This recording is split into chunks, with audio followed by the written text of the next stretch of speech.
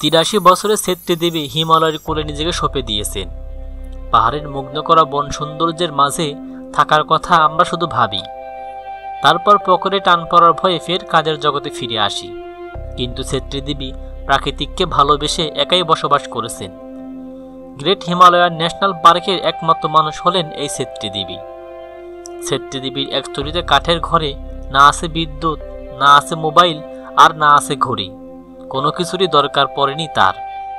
সভ্য জগতের সঙ্গে পুরোপুরি বিচ্ছিন্ন। ও একাকী থেকে ওই নির্জন গভীর জঙ্গলে হিংস্র পশুদের সঙ্গে স্পর্শে সুন্দর করে জীবন কাটাচ্ছেন। ভয়ডর বলে কিছুই নেই তার। দিনে হোক বা রাতে তাদের বাড়ির সামনে দিয়ে বাচ্চা সহ কালো ভাল্লুক, লেপার্ডে বিষাক্ত সাপ চলাচল করে। তিনি কখনোই তাদের শিকার করেননি, কখনো বা তাদের যাতায়াতের পথে বাধা হয়ে দাঁড়াননি। জীববৈচিত্র্যে ভরপুর এই ন্যাশনাল পার্কে ইউনেস্কো স্বীকৃত।